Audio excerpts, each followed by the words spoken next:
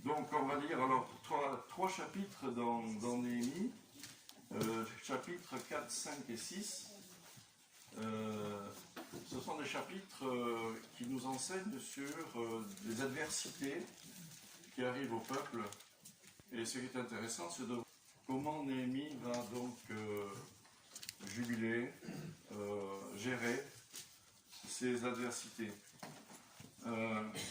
Alors, toujours quand on étudie la parole, c'est utile de connaître le contexte, dans quel contexte on est. Donc Néhémie arrive après Esdras, le peuple a été déporté. Esdras est venu sur injonction du roi de venir donc reconstruire le temple. Et puis Néhémie, qui n'est pas un sacrificateur, on verra cette importance, mais qui est un laïc, je dirais, est au service du roi Cyrus. Et donc il lui sert son vin, donc il choisit ses vins, il est œnologue sans doute. Et il a la grande confiance de l'empereur, puisqu'il peut l'empoisonner. L'empoisonnement était très courant à cette période-là. Et donc c'est une marque de très grande confiance de l'empereur vis-à-vis de ce Néhémie, ce juif déporté. Et Néhémie est triste sur son visage, malgré qu'il n'y ait aucun sujet de tristesse apparemment pour le roi. Le roi un jour lui dit, mais tu es triste, ton visage est triste. Qu'est-ce qui se passe?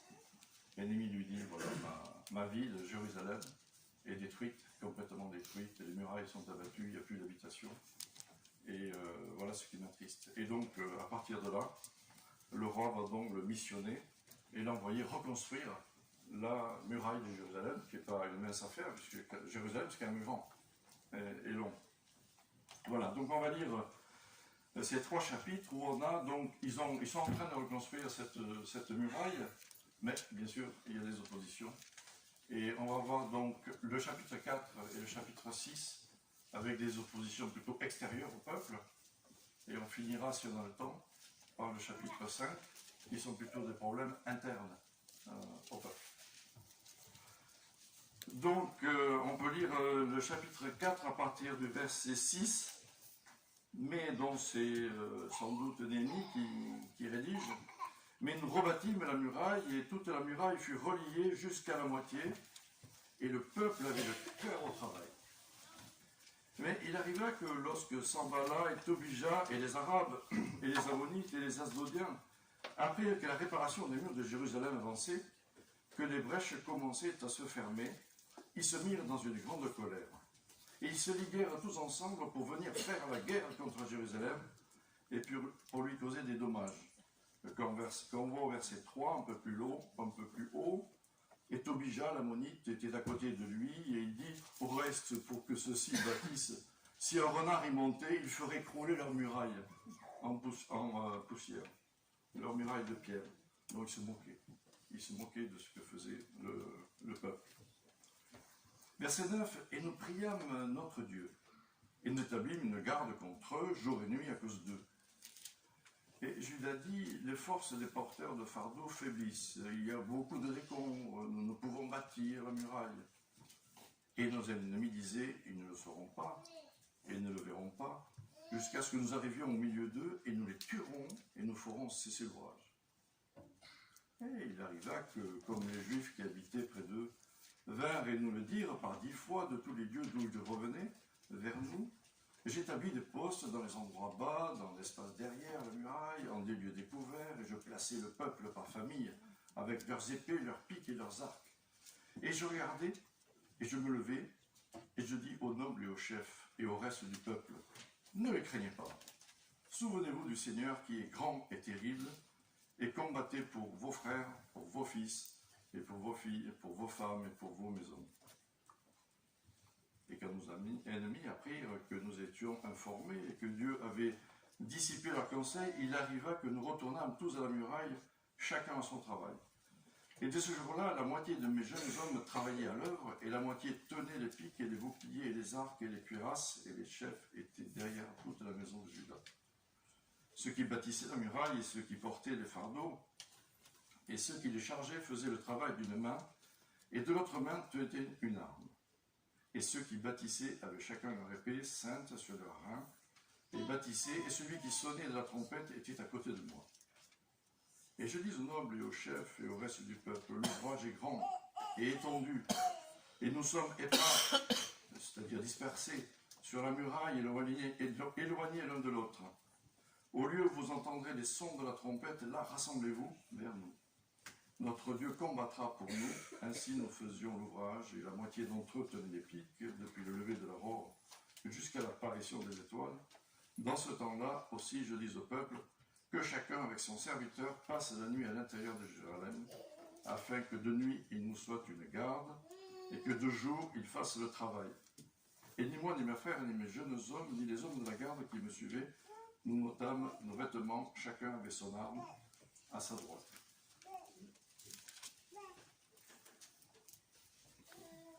Donc, quand on lit de l'Ancien Testament, alors c'est peut-être un peu moins vrai quand on lit le Nouveau Testament, mais quand on lit de l'Ancien Testament, faut pas le lire, enfin, je pense qu'il ne faut pas le lire pour la connaissance seulement. Évidemment, ça fait bien hein, d'avoir une bonne connaissance de l'Ancien Testament. Je dirais que les catholiques nous l'envient même, cette connaissance que nous avons. Mais ce qui est important quand on lit, à mon sens, l'Ancien Testament, c'est avant tout d'y chercher Jésus. Où est Jésus? Parce qu'il n'est pas écrit pour rien, ce Nouveau Testament. Où est Jésus quand je lis le Nouveau Testament? Qu'est-ce qui peut me rapprocher de Jésus?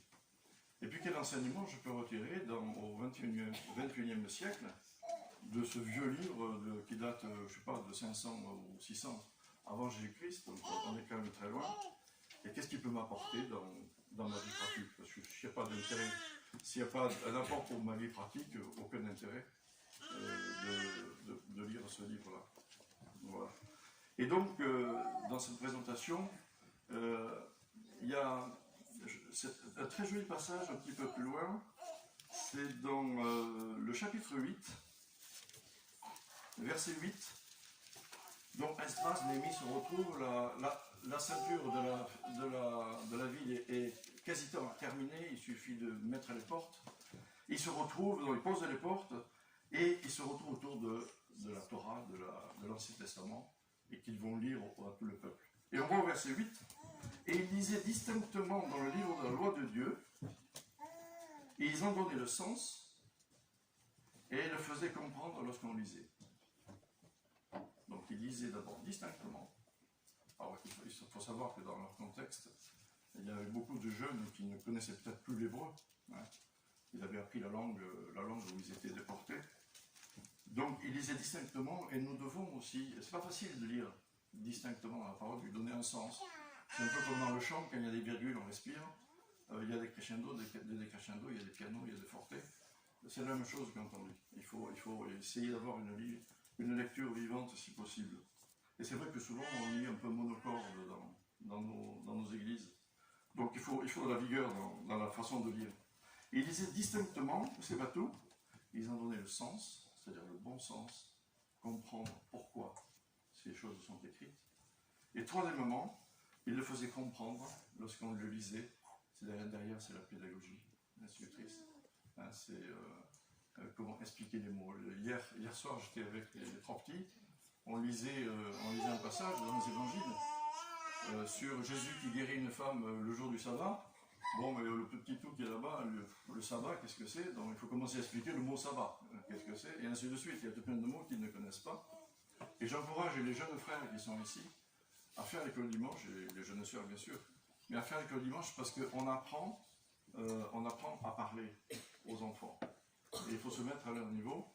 Et si votre école dimanche part en vrille, comme ça m'est arrivé quand j'étais à Pau, ça part en vrille, ça s'agite, c'est que vous avez été mauvais. Vous n'avez pas su les motiver, leur capter l'attention. Il y a des mots qui leur échappent, donc ils s'évaporent. Voilà, c'est une très bonne école, l'école du dimanche. Voilà, ceci dit en passant. Donc, dans ce passage, donc, qu'est-ce qui va donc me rapprocher de Jésus, qui va nous être utile, à moi comme à vous, hein, dans cette étude. Dans ces trois passages, on a, au début, dans ce chapitre 4, on a un danger de l'extérieur qui est agressif. Ils veulent les tuer, ils veulent les piéger. Hein, c'est l'ennemi qui se montre comme il est. chapitre 6, c'est l'inverse. C'est l'ennemi qui va essayer de négocier, qui va essayer de les contourner, qui va essayer de les amener avec eux, beaucoup plus insidieux, voilà. Et au chapitre 5, là c'est le problème, il est plutôt interne. Voilà. Et donc pour Néhémie, ça va en décrescendo, hein, très agressif au début, et puis beaucoup plus pernicieux et un peu vicieux dans l'approche. Pour Jésus, c'est l'inverse. Au début, on lui donne la parole à Jésus. On le reçoit dans la synagogue. Jésus ouvre le livre, donc on respecte, on le reconnaît comme un savant, un docteur, quelqu'un d'important, au-delà des miracles qu'il faisait, sur la qualité de l'enseignement. Et puis à la fin, ça se dégrade, ça devient beaucoup plus agressif, jusqu'à la tâche avec moi. Donc vous voyez ce croisement un petit peu entre Néhémie, qui pour moi, Néhémie ici, va nous révéler un peu Jésus, ce que Jésus a vécu. Alors, dans ce passage, donc, on voit, dans ce chapitre 4, on voit donc ces hommes qui se lient, qui se liguent contre le peuple. Il nous fait penser à Jésus, où on voit donc ces différentes parties des Juifs, qui vont les pharisiens, les sadducéens, qui n'étaient pas du tout d'accord entre eux, jusqu'à même Pilate qui va se trouver bien avec Hérode, alors que c'est quand même Pilate, c'est l'envahisseur. Hérode, un peu plutôt le résistant du peuple, ils vont s'accorder sur une chose contre Jésus. C'est terrible. Et ici, on a la même chose, on a ces peuples qui vont vouloir donc agresser donc ces hommes qui sont en train de rebâtir. Et c'est vrai que ces gens-là, c'est frappant de voir qu'ils sentent bien qu'il y a un danger dans ce peuple. Pourtant, c'est un peuple qui est déporté, tout est démoli. Vous savez que quand on brûle la chaux, ça devient très difficile à reconstruire, ça part en poussière. Jean-Marc, tu connais un peu la construction, toi aussi. Ça part en poussière avec des fortes chaleurs. Et donc la ville avait été brûlée. Donc tout était démoli, en poussière. Et il fallait quand même reconstruire, tailler des pierres, il fallait reconstruire la muraille avec des pierres importantes. Et donc la tâche n'était pas facile. Ils étaient dans un contexte donc compliqué, mais quand même ça inquiétait ses ennemis autour. Ils craignaient ce peuple. Peut-être qu'ils se souvenaient de ce qui était arrivé au roi d'Égypte, dans la mer Rouge. Peut-être qu'ils se souvenaient de ce qui s'était passé à Jéricho. Vous avez tourné, là, vous savez, 7 fois, avec les trompettes, 6 fois, et la 7e, tout s'effondre. Dans ce peuple, voilà, il est dangereux. C'est un peuple particulier. Sommes-nous un peuple particulier? Sommes-nous un peuple dangereux, entre guillemets, parce qu'il déstabilise ce peuple? Ce peuple, il rend le bien pour le mal. Ça n'arrive pas tous les jours, mais c'est ce qu'on devrait faire.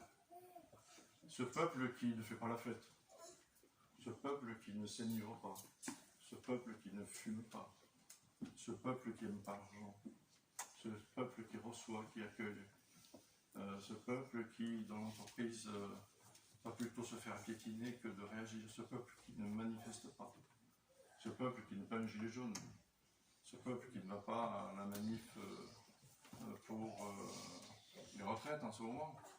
Bizarre ce peuple, ils sont pas ordinaires. Sommes-nous cela? Sommes-nous perçus comme cela? Sommes-nous perçus comme des hospitaliers, des serviables, qui savent donner de leur argent pour les plus déshérités? Sommes-nous honnêtes dans nos affaires? Et ça, je peux vous dire, ça dérange. Quand on est honnête et droit dans les affaires, c'est pas habituel. Et ça dérange. Sommes-nous des résistants aussi, si on veut nous faire des choses qui ne sont pas conformes aux lois, conformes aux règles, conformes aux valeurs? Est-ce qu'on a le courage de dire non dans nos entreprises, dans notre voisinage, peut-être dans un conseil municipal pour ceux qui sont élus, ou ailleurs, dans des associations? Est-ce qu'on a le courage de dire non? Non, parce que, bien sûr. Non tout court, ça ne marche pas. C'est non parce que, voilà, j'obéis et je respecte. Donc, voilà donc ici, donc l'opposition frontale. Alors c'est vrai que dans nos assemblées, dans nos églises, aujourd'hui en France, on n'a pas le choc frontal d'un ennemi qui nous agresse.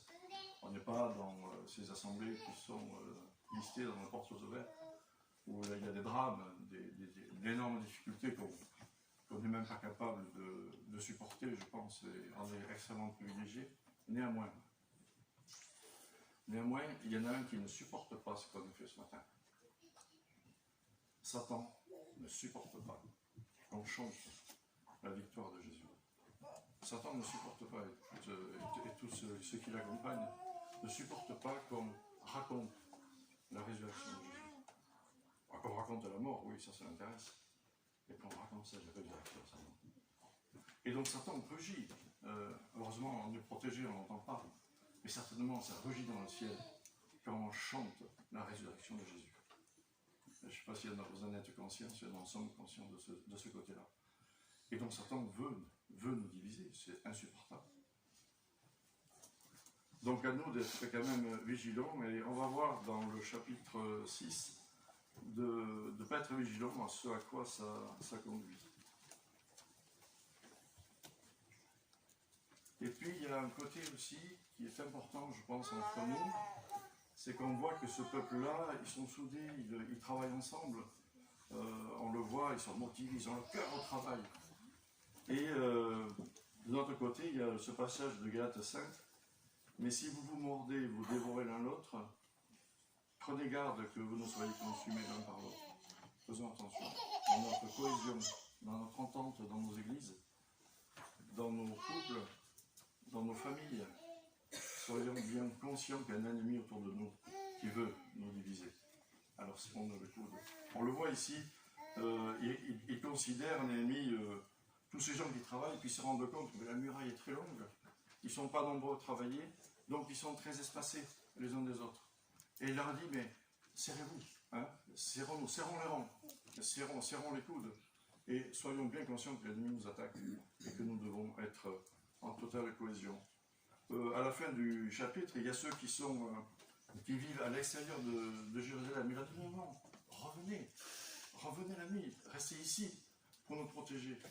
Et il y en a peut-être qui aujourd'hui seraient tentés de quitter les églises, de rester chez eux. Hein? Mais non, il faut revenir dans l'église, quelle qu'elle soit, peu importe que ce soit ici à côté l'église catholique, c'est pas ça qui est important.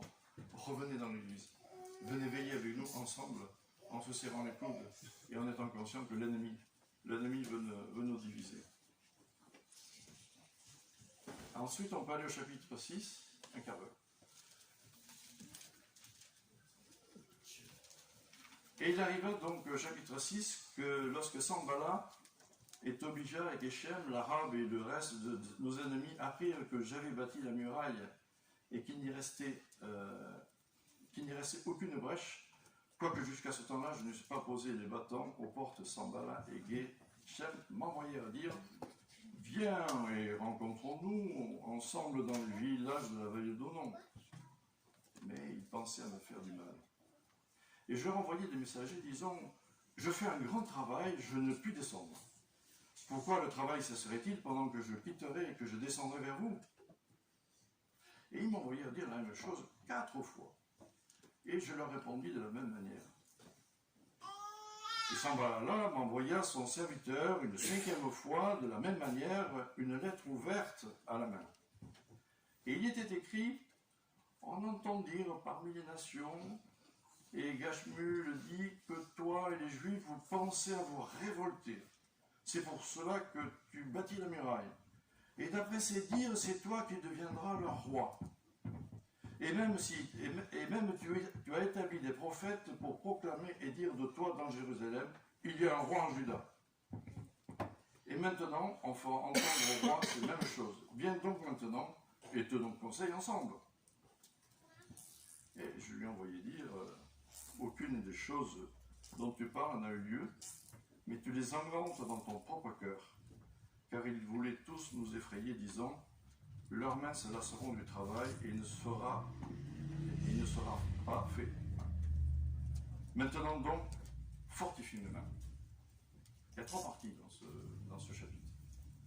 Dans cette première partie, on voit donc l'ennemi qui essaye de contourner, de prendre à revers Néhémie en lui proposant une alliance, sachant que c'est Néhémie qui est très clairvoyant.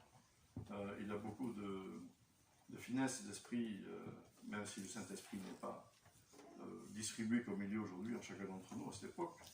Mais il comprend que c'est un piège de l'ennemi. Et donc, le choix de Néhémie, c'est de ne pas se compromettre. Le choix de Néhémie, c'est de garder son cap. Le choix de Néhémie, c'est de servir son Dieu, servir son Seigneur. Et on voit pour Jésus ces hommes qui le reçoivent, ces opposants qui l'accueillent, mais pour mieux le démolir. Exemple, le piège sur la pièce de César. Cette pièce de monnaie, est-ce que tu donnes l'impôt? C'est un sacré piège pour Jésus. Est-ce que tu donnes l'impôt? Et là, parce que là, attention, il y a des Romains qui sont là, qui entendent. Et Jésus a une réponse extraordinaire. Donc Jésus est en permanence, ils essayent de piéger Jésus, mais ils ne peuvent pas piéger Jésus, il est Dieu. Et puis il y a ce côté aussi qu'on voit pour Néhémie, donc voyant que ça ne marche pas, qui résiste, eh bien, on va essayer de faire de la désinformation. On va dire des choses fausses sur lui. On va dire, voilà, tu veux te faire roi. Tu fais ta cour autour de toi, des prophètes, pour qu'ils disent que tu es le roi. Le roi est totalement faux. Et Jésus, qu'est-ce qu'il a vécu? Tu te prends pour Dieu. Ces insultes qu'il a reçues, tu te prends pour Dieu. Et Jésus, non, je suis le Fils du Père, je vous fais connaître le Père. Mais je ne suis pas le Père, je vous le fais connaître. Voilà. Mais ce qui est important dans notre vie, on peut avoir ces risques de compromission, et je pense notamment dans d'abord dans le mariage. Je crois qu'il faut je m'adresse aux jeunes, attention au mariage, si vous êtes chrétien, si vous avez donné votre cœur au Seigneur Jésus, ne vous alliez pas avec un conjoint qui n'est pas chrétien. Parce que là, vous allez au-devant de grosses difficultés. Bien sûr, Dieu est miséricordieux. On l'a vécu dans notre famille, il peut y avoir des conversions, il peut y avoir des réponses aux prières, mais c'est prendre des risques considérables. On ne se compromet pas avec nous. C'est la même chose dans nos affaires de la vie. Je déconseille de s'associer dans ces affaires économiques avec un non-chrétien. On va au-devant de grandes difficultés. Il y en a un qui était tout à l'heure assis sur le banc là-bas, qui en a eu une cuisante expérience. On ne s'associe pas avec des non-chrétiens, même dans nos affaires. Voilà, c'est le conseil que je vous donne. Et, je ne peux pas dire par expérience, parce que j'ai toujours été très prudent par rapport à ça, à ne pas se compromettre avec l'ennemi, parce que là, on ne maîtrise plus rien. Et puis, il y a ce côté, donc, où on va dire des choses fausses sur vous. Et là, qui ne dit mot consent. Là, il faut avoir le courage de résister. Il faut avoir le courage de dire la vérité.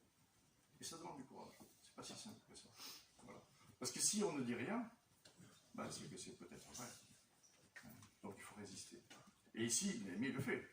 Il a dit, ça c'est faux. Ce que vous avez fait, il le dit publiquement, c'est totalement faux.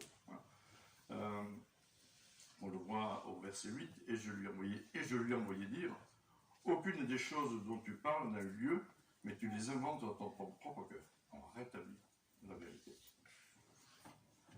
Voilà. Et puis la deuxième partie, c'est du verset 10. Et moi je vais à la maison de Shemania, fils de Dalaïa, fils de Méat-Anabel, et il s'était enfermé. Et il dit, rencontrons-nous dans la maison de Dieu, à l'intérieur du temple, et fermons les portes du temple, car ils vont venir pour te tuer.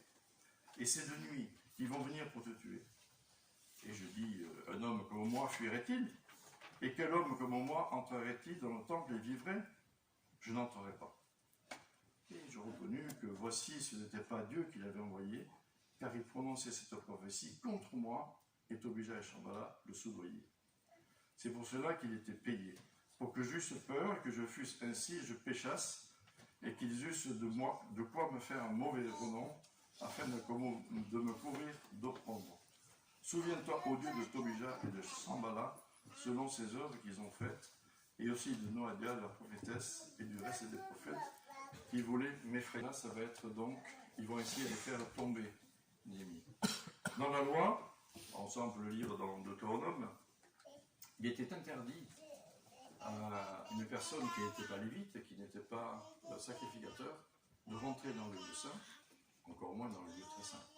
Puisque là c'était le souverain sacrificateur, une seule fois l'an, qui pouvait rentrer encore et prenait des risques considérables, puisque vous savez que le rideau n'arrivait pas jusqu'au sol, il y avait un espace pour vérifier s'il n'était pas mort dans la présence de Dieu, et le retirer dans ce cas-là, sans rentrer bien sûr. Donc c'était quand même extrêmement clair dans la loi. Et là, ce soudoyer, ce traître, ce Shemaïa, en apparence pour la sécurité de Néhémie, parce qu'il fait nuit, ils vont venir te tuer. Viens dans la maison, là on est en sécurité, on est tranquille. Mais il n'a pas prévu un problème, c'est que Néhémie il connaît la loi de l'Éternel, il connaît la loi de Moïse. Et il sait très bien que ça c'est un piège, et c'est pas de la part de Dieu. D'où l'importance pour nous, dans notre vie habituelle, c'est de bien connaître la parole de Dieu, et de la connaître d'un côté pratique, pour discerner les pièges, comprendre les pièges de l'ennemi. Il y a aussi ce côté de la piété. Alors qu'est-ce que c'est la piété? C'est une notion un peu vague. Pour moi, la piété, c'est cette proximité avec Dieu dans la permanence de notre vie, je dirais, quotidienne, ordinaire. Voilà. Dans cette prière qu'on peut avoir pour des choses toutes simples. Et Dieu aime. Quand on est parent, alors ça, je n'avais pas compris quand j'étais jeune. Je n'avais pas compris qu'on pouvait donner plus qu'on pensait à ses enfants. Je n'avais pas compris qu'on pouvait se sacrifier, même donner sa vie pour quelqu'un d'autre. Mais moi, j'ai mon petit enfant qui va tomber à l'eau, je saute et je vais le chercher, quitte à perdre ma vie. Je ne vais pas hésiter une minute. Et ça m'est arrivé d'ailleurs, alors c'est l'inverse qui m'est arrivé au lac d'Annecy. J'étais avec nos deux aînés en train de se baigner dans le lac d'Annecy. Et une personne assez âgée, ou moins 80 ans, est en train de se noyer. Là, je peux vous dire qu'on réfléchit très très vite. Je ne suis pas un très bon nageur, un nageur très moyen. Et donc, je suis pas allé. Parce qu'aussitôt, j'ai pensé à mes enfants. Et je me suis dit, si j'y vais, il me noie. Vous savez, quelqu'un qui est en train de se noyer, ça grippe à celui qui vient le chercher et le coule, si ce n'est pas un très bon nageur. Donc, j'ai fait le choix de ne pas y aller. Il y avait une autre personne. On s'est regardés d'ailleurs, tous les deux. Et lui aussi, je pense, peut-être qu'il a eu la même réflexion, je ne sais pas. On n'y est pas allé. Et à partir du moment où il n'a plus bougé, alors on a foncé et on l'a sorti de l'eau, il a été réanimé. Mais on ne lui a jamais raconté notre réflexion rapide. Mais je crois que l'inverse est vrai. Quel que soit le danger, si un de nos petits, ou un de nos enfants est en péril, on n'hésite pas à donner sa vie. Et Jésus a donné sa vie pour chacun d'entre nous. Et donc, voilà. Et dans la piété, pour moi, c'est cette proximité au quotidien avec Dieu, la lecture de la parole, mais pas que ça, la prière. Et tester Dieu aussi. Voilà, tu vois, j'ai ces problèmes-là, est-ce que tu peux m'aider? Ça peut même aller jusqu'à la prière parking. Alors, j'ai une tante une fois qui me dit, mais attends, Henri, on a un quartier à Marseille où c'est très très compliqué pour se garer. Et on avait donc tout plein d'affaires à déménager. Et donc en roulant on partait de Romans chez ma belle-mère, en roulant vers Marseille, j'ai demandé à Dieu, voilà, toi tu es puissant, tu vois, c'est compliqué, on ne va pas arriver à se garer, tu peux me réparer une place de parking juste devant la porte, au plus près. Et ma tante me dit, mais non, Henri, ça va pas, qu'est-ce que tu vas embêter Dieu avec tes prières qui ne servent à rien? Enfin franchement, Dieu a d'autres choses à s'occuper que de ta place de parking. La place était libre. Et j'ai pu me garer devant la porte, devant le petit soir. Voilà. Et donc, c'est une anecdote, mais je crois que Dieu, il est comme nous, on aime faire plaisir à nos enfants. On n'attend que ça, qu'il nous demande quelque chose. La chose la plus anodine que ce soit, eh bien, n'hésitons pas tester entre guillemets Dieu, et il répondra. Et c'est ça, cette piété, cette intimité avec Dieu, avec Jésus. Et là, on rentre dans une sphère, on a le Saint-Esprit qui est en nous, et on rentre dans une sphère où on arrive à discerner, comprendre, anticiper les pièges de l'ennemi pour soi, peut-être plus facilement pour les autres d'ailleurs que pour soi. Heureusement, on a nos épouses à côté qui nous interpellent souvent, ou même nos enfants, nos enfants plutôt âgés, adultes bien sûr, et qui donc nous aident aussi à avoir cette vie de piété avec Dieu. Et Néhémie avait cette piété. Il ne pouvait pas tomber dans le piège que leur tendait Sanballat en fait et son acolyte Tobija, puisqu'ils connaissaient la parole. Voilà. Et puis la troisième partie, pile, il me reste 2 minutes, et la muraille, verset 15, et la muraille fut achevée le 25e jour du mois d'Élu, en 52 jours. Il arriva que lorsque tous nos ennemis l'apprirent, toutes les nations qui nous environnaient craignirent et furent fortes à baisser à leurs propres yeux. Elles reconnurent que cette œuvre avait été faite par notre Dieu. Il est curieux ce passage. Des infidèles, des incrédules qui reconnaissent qu'il y avait la main de Dieu dans ce qui se passait. C'est extraordinaire ce qu'il a fait. Ils ont reconstruit en 45 jours, je crois. La muraille, je ne sais pas si tu rencontres Maurice, excuse-moi Eric. Il fallait surtout pas le faire, ça. C'est quand même extraordinaire ce qu'ils ont fait en 45 jours. Et donc, là, il y a quelque chose qui dépasse. Ils reconnaissent que mais ce Dieu-là qui leur a fait traverser la mer Rouge, qui a englouti les Égyptiens, là, oh là là, ce Dieu qui a effondré les murailles, puis elles étaient costauds, les murailles de Jéricho. Oh là là, attention. Et donc, ils reconnaissent donc la main de Dieu. C'est vraiment frappant.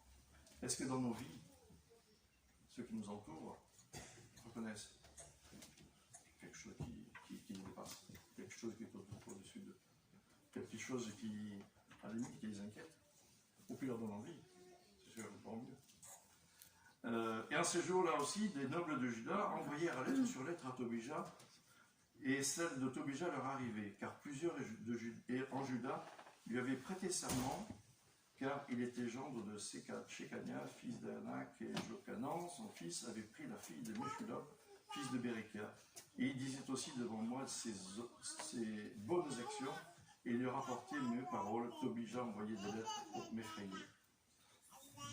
Donc là, il se passe quelque chose, donc devant ce fait extraordinaire d'une reconstruction de Jérusalem en très peu de temps, il y a quelque chose qui dépasse. Et la peur change de camp. Ça avait été la même chose pour Jacob. Vous savez, Jacob qui fut Ésaü, il avait peur de tout le monde, par rapport à Jacob, mais il n'était pas clair avec Dieu non plus. Il avait accepté des faux dieux dans sa maison, notamment dans cette femme qu'il aimait par-dessus tout. Et à partir du moment où Jacob a fait le ménage, il a ôté ses dieux, la peur a changé de camp. Et soyons attentifs à faire le ménage dans nos vies, dans nos familles, pour que la peur change de camp. Et donc ici, ils se sentent bien, ils se sentent réconfortés. Et c'est là qu'on se fait prendre en l'envers. Et dans nos assemblées évangéliques, on dit autrefois de frères, on se croyait très suffisant, on connaissait la parole. On avait la vérité. Et puis on se reposait, et on s'est tiré un petit peu dans les pattes, un petit peu, et puis on s'est divisé. Donc soyons très vigilants dans ce que nous faisons, et quand tout va bien, alors peut-être que tout va mal. C'est quand je suis faible, c'est alors que je suis fort, et quand je me crois fort, c'est là que je suis faible. Faisons attention, soyons très vigilants.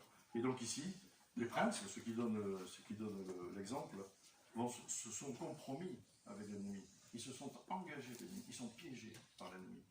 Et ils vont donc desservir la cause de leur conducteur, de leur chef. Et donc là, attention à ne pas se compromettre avec l'ennemi.